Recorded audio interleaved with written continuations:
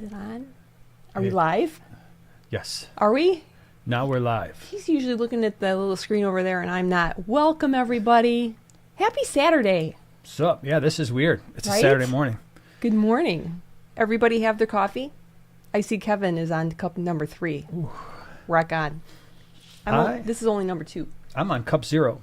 Yeah, you're weird. That's how I roll. He's a non-coffee drinker. That's right. Because to me, So weird. it's basically just dirt mixed in water. And I just would rather just drink my water. Or right here. tea. Or But tea. Yeah, it's true. I do. I do He drink does tea. drink tea with Yep. a lot of sugar in it. Mm-hmm. Yeah. That's true. That is true. So, yeah. What's the plan today?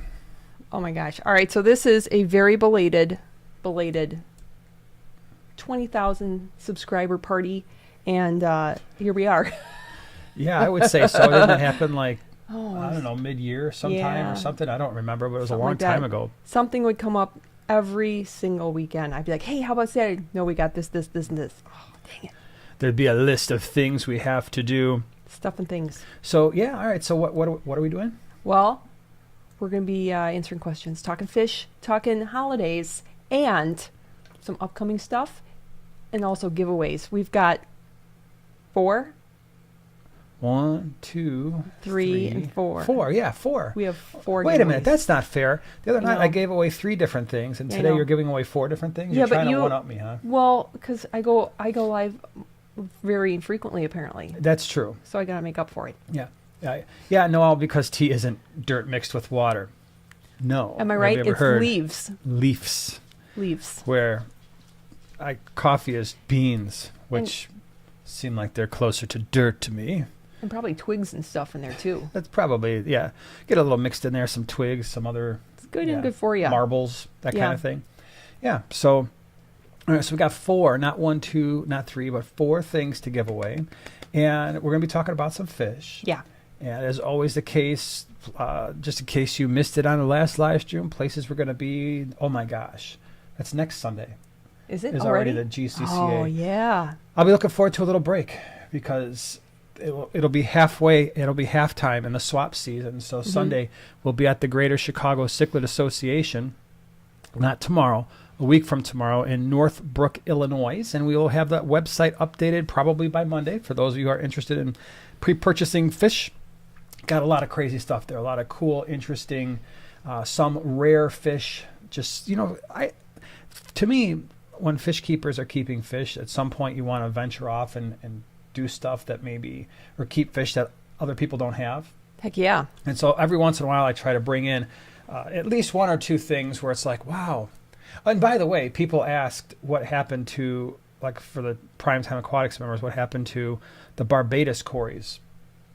Well, tragedy happened. That's what happened to those. Yeah. And it's one of those things, right? This is why I quarantined for 4 weeks. I brought in 100. I have 1. I have 1 Barbados cory swimming around in that tank. Lost them all. And He's a it tough was cookie. it happened over the course of a week where I'd lose 10 and then I'd lose 5. And then water parameters were fine. Water parameters were fine in the sense that there was no ammonia and no nitrite. And the nitrates were negligible at best, maybe 10 parts per million. But the water parameters themselves were obviously not what they were used to having. And it's crazy because you can have a tank like that and then everything else for the most part did fine except for those. And we lost all of them. So that's what happened to Barbados cories, unfortunately.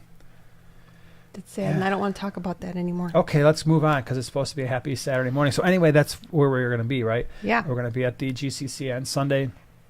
And then there's nothing going on until January, and then it just gets absolutely crazy because the Greenwater, Quad City, GCCA all have January swaps. So we're trying to clear out space, get a bunch of fish in the next week or 2 so that we can make sure they're quarantined so that when people get them, they've had their 4 weeks. Yeah.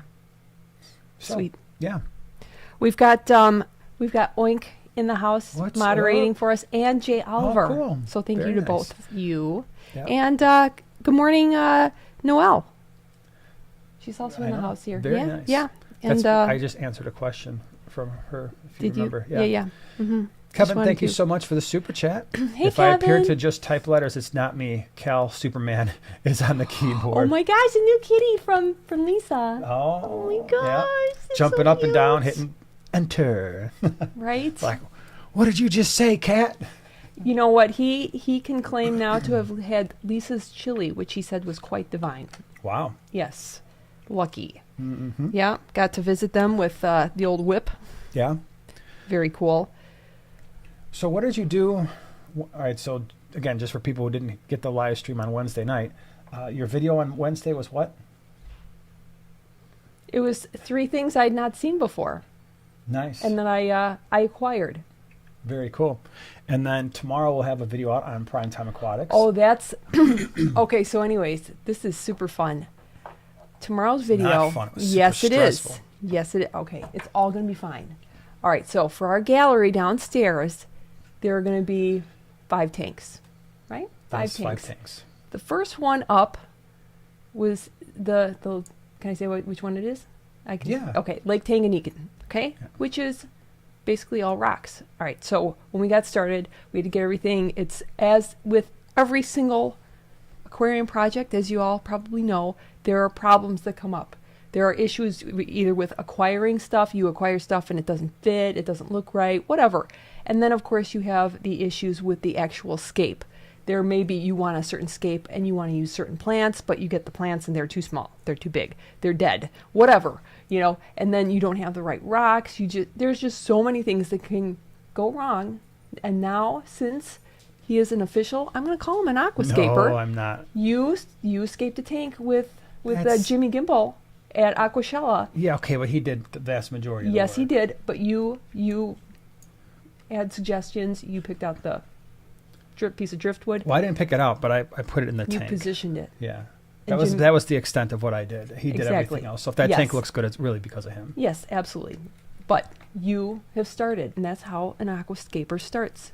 You are an aquascaper if you put a rock or anything into an aquarium. Now you're an aquascaper. So we were going to escape that tank, but you were lifting the rocks because they're very heavy, and I just let you. I wanted him to escape one of the tanks all by himself. It's his gallery, and I wanted you to do it. And he did it, and now he is struggling.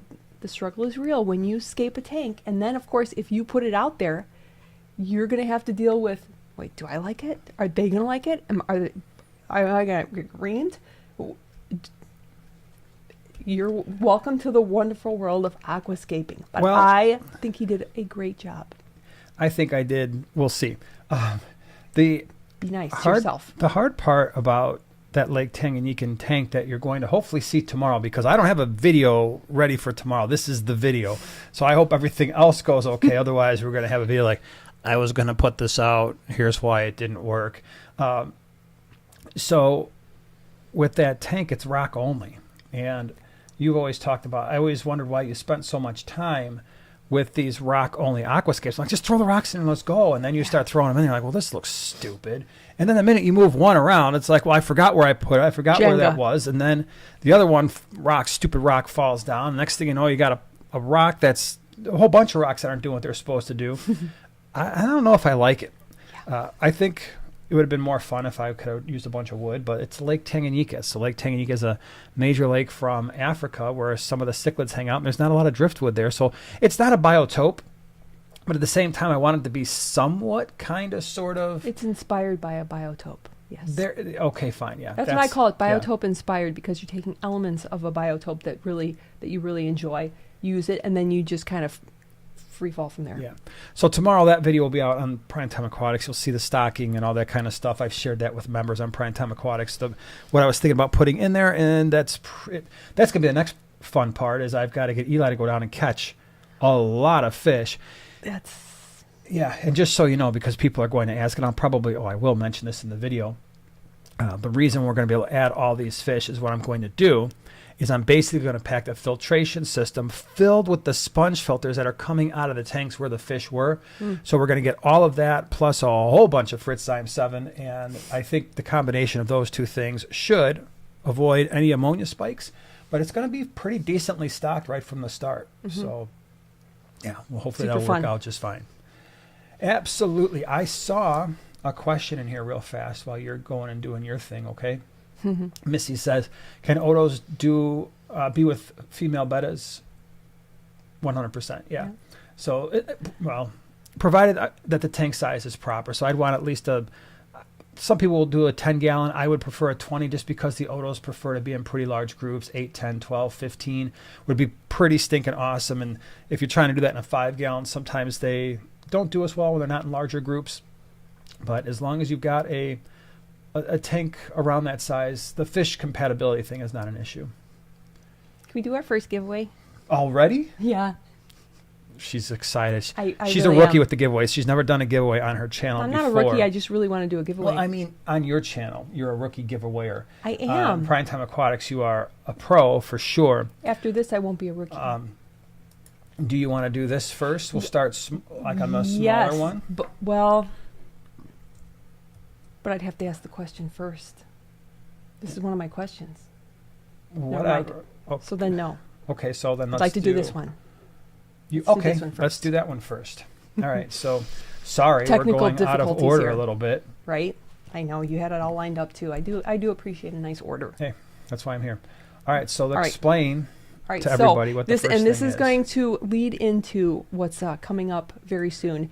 And this, you're not going to understand this because you're not big in design, but I've been working for many years on my logo, which will be very, very simple, but also really kind of cute.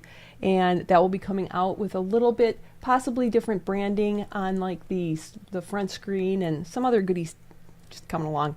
And for the new direction, not new direction, but kind of a refined direction of the channel. And this was, all right, so this is really funny. I'm going to hold it? You can hold it, but be careful. Oh, that's hot. It is hot. That's There's why I was hot holding dirt it in like here. that. Okay. All right, so this is my mug. I love to design stuff. I've designed all of his shirts, my shirts.